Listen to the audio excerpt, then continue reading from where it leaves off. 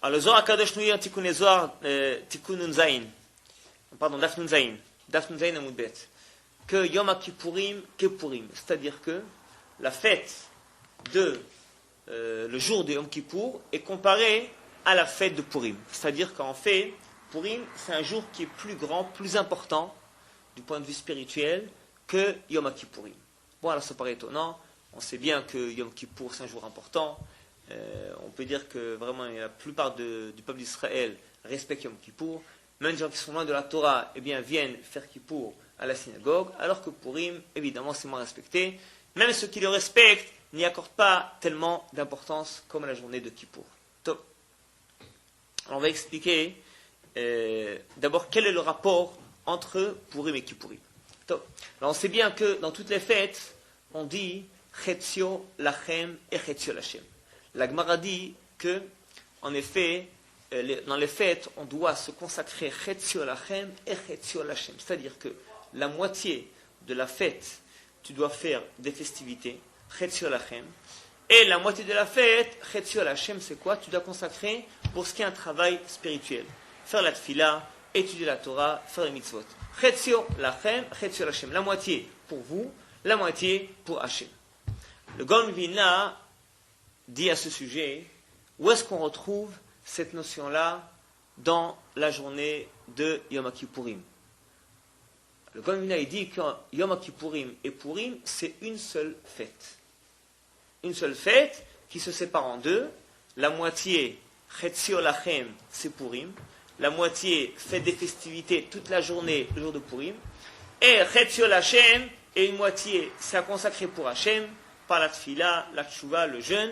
C'est la journée de Yom Kippourim. C'est-à-dire qu'il y a ici une seule fête qui se sépare en deux, Yom Kippourim et Purim. On consacre une partie pour des festivités, Purim, et une partie pour ne pas faire la tchouva. On va expliquer un peu plus. Alors tout d'abord, on voit qu'il y a un certain tronc commun entre Yom Kippourim et Purim dans plusieurs domaines, plusieurs points. Tout d'abord, la fête de Purim, alors bon, en effet, il y a une mitzvah de manger, de boire, de faire un festin, même de boire beaucoup de vin jusqu'au point de se saouler. Mais la veille de Purim, on se met à jeûner. Il y a une journée de jeûne. Yom Kippourim, c'est l'inverse. Yom Kippour, eh bien, on se met à jeûner du matin au soir, on fait la tefila, on fait tchouva, alors que la veille de Kippour, il y a une grande mitzvah de manger tant qu'on peut du matin au soir. Deuxième point commun, c'est qu'à Purim, on a une mitzvah qui s'appelle Mishloach Manot ou Matanot Le'Evionim. C'est de donner de l'argent aux pauvres et aussi d'envoyer des mets, des cadeaux, des présents à des camarades, à des amis, pour rapprocher les cœurs. On va expliquer encore plus. Pour se rapprocher les cœurs. Et Yom Kippour, on a aussi une mitzvah plus ou moins semblable. C'est que la veille de Kippour, c'est écrit qu'on doit se réconcilier avec son camarade. Notamment, si quelqu'un nous a vexé, si on a vexé quelqu'un, eh bien, il faut absolument s'excuser, l'excuser avant de Kippour pour rapprocher les cœurs. Top. Et troisième point commun, bon, ça c'est plutôt dans le domaine du Drush. Drush, la drasha, c'est-à-dire. Alors c'est le Rama dans le Shulchan Aruch. C'est le Shulchan Aruch, bon, c'est le livre des halachot d'Am Israël. Alors dans Orach Chaim, il a commencé la première phrase, il a écrit là-bas Shiviti Hashem lenegdi tamid. C'est-à-dire, j'ai placé Hashem devant moi constamment, de façon perpétuelle. Je pense à Hashem constamment. Et à la fin du Shulchan Aruch, à la dernière phrase, Ilchot Purim, il nous dit le Tovlev Mishte Tamid. Celui qui est content, eh bien, qui est heureux, qui est toujours dans la joie, eh bien, pour lui, il est en festivité constamment, toujours. Il y a ici, n'est-ce pas, cette notion de Tamid qui revient au début et à la fin. Mais au début, elle vient sous la forme de Hirat Hashem, la crainte d'Hashem. Pense qu'Hashem est devant toi constamment. À la fin, cette notion de Tamid, elle revient dans une notion qui est plutôt de festivité, de joie, de Simcha de Purim, puisqu'en effet, c'est dans l'Alchot Purim que c'est mentionné. Alors, on fait ici un drouche avec Shnet Midim Keil Khatam. On sait que Yavo Bet HaMikdash, on a amené 2 fois le Korban Tamid, le matin et l'après-midi. c'était des sacrifices qui étaient quotidiens, le matin et l'après-midi, tamid, tamid. Là aussi on a ces deux phrases, tamid, tamid. L'un c'est dans Hirat Hashem, la crainte d'Hashem, l'autre c'est dans la simcha. C'est encore une fois la notion de Yom Kippour, qui est Hirat Hashem, la crainte de Dieu, et la notion de Simchat Purim, pas qui est la joie extraordinaire, débordante. Donc, on va d'abord expliquer les autres notions. On avait dit au début qu'il y a un tronc commun entre Purim et Kippour. C'est que la fête de Purim se caractérise par les festivités, par la joie, le fait de boire du vin, alors que la veille de Purim, on doit se mettre à jeûner. On fait aussi tchouva. Entre parenthèses, c'est aussi écrit que Ta'anit Esther, le jour de jeûne, c'est un jour qui est très propice à la tfila. C'est écrit dans Kavah Yeshar, quelqu'un qui a une demande spéciale à demander à Hachem, eh bien il est conseillé dans l'après-midi de ce jeûne d'Esther de prendre un certain temps pour se mettre à prier, surtout de réciter le Tehillim Perek Kavbet, le psaume numéro 22. Là on parle, n'est-ce pas, de Esther. Et une fois qu'on a fini ce psaume, avec Kavana, de réciter sa prière personnelle, aussi en citant, en rappelant le srout, le mérite de Mordechai et Esther. C'est un jour qui est propice pour que les tfilotes sont acceptés dans tous les domaines. Donc, et on avait dit que Yom Kippourim, c'est le contraire. C'est que Yom Kippour, eh bien, la journée est caractérisée par la tfila, par la tchouva, alors que la veille, on fait des festivités. Alors pourquoi cela ? Alors, il y a ici un enseignement capital à savoir. C'est qu'on veut nous enseigner la chose suivante. C'est que si tu veux faire tchouva le jour de Kippour, tu veux regretter, tu veux changer d'orientation, tu veux commencer une nouvelle vie, tu veux faire la tfila, te mettre à jeûner, eh bien, il faut aussi savoir faire les festivités comme il faut. Il faut aussi savoir faire un festin devant Hachem comme il faut. Parce que la tchouva, c'est bien beau. Mais si quand tu as fini ta tchouva, ta tfila, ton jeûne, eh bien, lorsque tu vas de nouveau approcher, rencontrer le monde matériel, le monde des plaisirs et des loisirs, eh bien, tu vas sombrer, plonger dedans, tu vas oublier ta tchouva. Tu vas de nouveau déraper. Tu vas de nouveau être écarté. Alors ta tchouva, elle n'aura pas assez de continuité. Elle n'aura pas assez d'impact sur toi. C'est pourquoi on te dit, avant de faire la tchouva, pense aussi de quelle façon tu vas approcher, après la tchouva, le monde matériel, le monde des plaisirs. C'est pourquoi on te dit, fais des festins du matin au soir, et sache, apprends aussi à remercier, à louer Hachem quand tu fais un mishté, une simcha. Pour Purim, c'est pareil, mais c'est le travail inverse. Parce que, bon, il est sûr et certain que l'essentiel du travail de Kippour, c'est dans la tchouva, dans le jeûne, dans la tfila, alors que les festivités, bon, c'est un accessoire, on va dire, alors que Purim, c'est le contraire. C'est que l'essentiel du travail envers Hachem, c'est de faire un festin, d'être en joie, de boire du vin. Mais cependant, on nous met en garde. C'est que quand est-ce que ton service de festivité sera apprécié, agréé par Hachem? Eh bien, c'est uniquement dans la mesure où tu sauras aussi auparavant te mettre à jeûner, à faire tchouva, à s'écarter de tout ce qui est matériel, de tout ce qui est plaisir et loisir.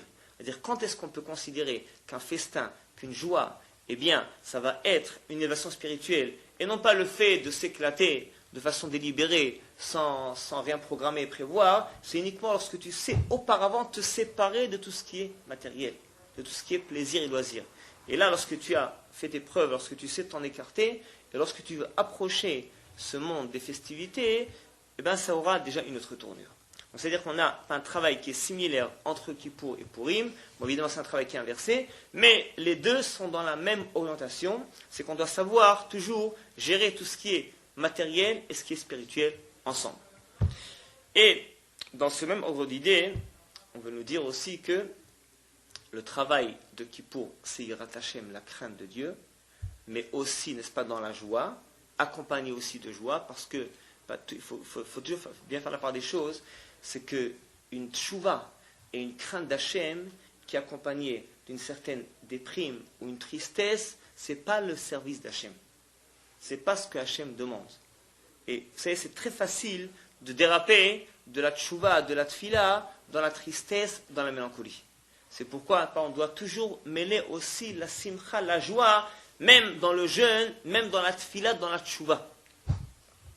Mais évidemment, pas l'essentiel du travail, c'est Yirat Hashem ici. Et pas aussi inversement. Quand est-ce que notre travail de joie, c'est un travail réelle, spirituelle, uniquement, n'est-ce pas, lorsqu'on sait y mêler la crainte d'Hachem. À ça, on l'a dit auparavant, c'est qu'on a ici Shnet Midim Kilchatan.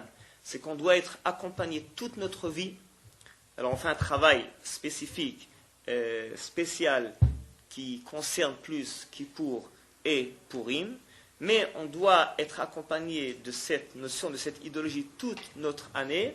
C'est qu'il y a un travail de bien gérer la crainte d'Hachem avec Avat Hachem et la Simcha. La crainte avec l'amour d'Hachem et la joie, les mêler ensemble. Il faut, n'est-ce pas, savoir bien gérer ce travail ensemble. À cela on dit Shiviti Hachem l'enegditamid. Tu dois penser à Hachem constamment, placer Hachem en face de toi de façon perpétuelle. Mais en même temps, Vetovlev Mishtetami, tu dois toujours être dans la Simcha, dans la joie. Ça, n'est-ce pas, c'est un des enseignements essentiels de Purim et de Kippour, c'est le tronc commun qui est entre les deux. Donc, maintenant, on avait cité encore un tronc commun qu'il y avait par rapport au Mishloach Manot et Matot Lavinim, c'est qu'à Purim, on a une mitzvah de donner des cadeaux aux camarades, ainsi que donner de l'argent aux pauvres. Pourquoi ? Pour rapprocher les cœurs. On a aussi pareil à Yom Kippour, d'une autre façon, il faut se réconcilier, il faut excuser et les autres, et il faut aussi s'excuser auprès des autres. Top. Alors pourquoi cela ?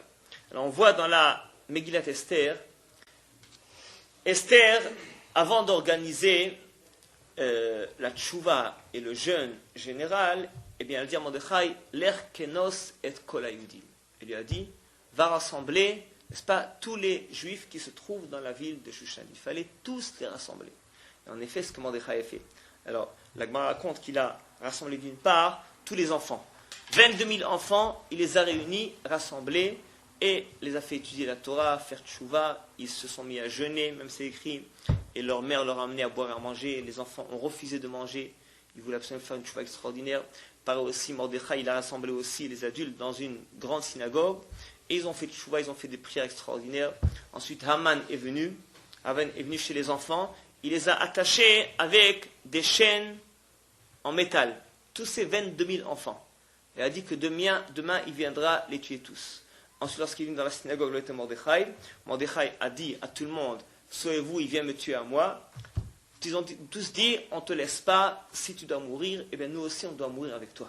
C'est-à-dire, automatiquement, il y avait ici une tchouva par rapport à l'achdout, à l'union d'Am Israël. Alors, c'est-à-dire que le problème se situe auparavant. C'est qu'on avait expliqué déjà le dernier cours, que comment est-ce que Haman avait cette force de pouvoir déclencher ce décret contre Am Israël. Haman a dit à Achashverosh, viens, on va exterminer ce peuple. Le rapport, c'est que Achashverosh, dans Megillah Gimel, Achashverosh avait peur. Il a dit, j'ai peur que si je vais les anéantir, eh bien Hachem me fera à moi comme il a fait à mes ancêtres. Tous ceux qui sont venus exterminer Israël, eh bien leur fin était mauvaise. Haman lui a dit, tu n'as rien à craindre. Parce que tout d'abord, Yeshno, comme on l'avait expliqué, Yeshno c'est Yashnu mina mitzvot. Yeshno mechad, Yashnu mina mitzvot, ils font les mitzvot alors qu'ils sont endormis. Ils ne sont pas motivés, pas intéressés. Deuxièmement, Haman a dit à Achashverosh, Mefuzar umforad ben amim. Ils sont éparpillés dans ton pays. C'est-à-dire, il n'y a pas d'union entre eux. Ils ne sont pas unis, ils ne sont pas réunis. C'est-à-dire que une des forces d'Am Israël, c'est l'union. Comme on dit, l'union fait la force. Qu'est-ce que ça veut dire ? Le Midrash dit que dans les guerres d'Am Israël du temps de Achav, bien qu'ils étaient idolâtres, ils gagnaient la guerre parce qu'ils étaient unis. Alors que du temps de David Améler, bien qu'ils respectaient beaucoup plus la Torah et Mitzvot, ils perdaient les guerres parce qu'il y avait, n'est-ce pas, beaucoup de critiques, beaucoup de haine entre eux, ils n'étaient pas réunis, ils n'étaient pas unis. Et ce qu'a dit Haman Achashverosh, tu n'as rien à craindre parce qu'ils ne sont pas unis ensemble et donc il n'y a rien qui peut les sauver. Et ça, Mordechai et Esther l'ont bien compris. C'est pourquoi dans la tchouva, on a donné l'ordre de réunir tous les juifs de la ville de Shushan et de faire une tchouva de achdout générale entre Am Israël. C'est pourquoi nos sages ont instauré chaque année ensuite à Purim, on l'a dit plusieurs fois dans le Lamchal, lorsqu'on fait une fête, Pessah, Shavuot, Sukkot, Hanouka, Purim, toutes les fêtes, alors il ne s'agit pas uniquement de commémorer ce qui s'est passé il y a des millénaires, mais surtout notamment de vivre à nouveau les événements qui se sont passé. C'est-à-dire qu'on peut chaque année bénéficier à nouveau des influences divines qu'ont bénéficié nos ancêtres à telle époque, à telle période. Alors comme à cette fête de Purim, eh bien Mordechai et Esther ont réussi à agir au sein de Israël une union extraordinaire dans tout le peuple. Et ce qui a aussi déclenché une tchouva extraordinaire, une tchouva ensemble. C'est nous on n'arrive pas à s'imaginer ça. On a lu il y a quelques semaines dans Parashat Yitro, Vaïchan Sham Israël Negeda. Les Bnei Israël qui étaient environ 3 millions de personnes. Eh bien avant Matan Torah, ils ont campé au bas de la montagne. Dit le Midrash, Vaïchan Belashon Yachid, c'est écrit, il a campé. Keish Echad Belev Echad. C'est comme une personne qui avait un seul cœur. Imaginez 3 millions de personnes qui sont considérées comme une personne avec un seul cœur. Parce qu'il y avait une telle union entre eux, ils avaient une seule idéologie, ils avaient toutes les mêmes conceptions, il n'y avait pas de lashon hara, de critique entre eux, pas de séparation dans n'importe quel domaine, ils étaient unis même dans les sentiments. Keish Echad Belev Echad. Même leur cœur était réuni. Nous, malheureusement, avec les exils, et puis dans l'Israël, il y a tellement de clans, tellement de groupes, que chacun a sa conception et chacun est persuadé que c'est lui qui a raison et l'autre qui a tort, ça nous est difficile de nous imaginer une chose pareille. Qu'on peut être, tout à Israël, des millions de personnes réunies, eh bien, Kulam Keish Echad Belev Echad, avec une seule idée, une seule conception. Mais, en effet, c'est ce qui s'est passé lors de Matan Torah. C'est ce qui s'est passé lors de Mordechai et Esther lorsqu'ils ont fait tchouva, parce qu'en effet, il y avait eu un problème auparavant, comme a dit Aman Achashverosh. Mais Fouzar, Umforad, ils sont éparés, s'éparpillés, ils ne sont pas réunis. Ils n'ont pas cette force de Hardout. Comme on a dit autrefois, c'est que Aman Achashverosh n'était pas n'importe qui. C'était des Rechaïm, mais c'était des grands hommes. Des hommes d'une envergure très élevée, d'une personnalité très grande. Alors Aman savait ce qu'il disait dans Achashverosh. Il connaissait aussi la force de Israël. Il savait que s'ils ne sont pas réunis, s'ils ne sont pas unis, eh bien, ils n'ont pas leur force. Haman savait, s'ils font les mitzvot alors qu'ils sont endormis, eh bien, ils perdent leur force. C'est pourquoi il a eu cette audace de vouloir les anéantir. Et en effet, la tchouva, elle a été déclenchée uniquement lorsque ces fautes-là ont été réparées par Mordechai et Esther, qui ont réussi à influencer Israël de se réunir.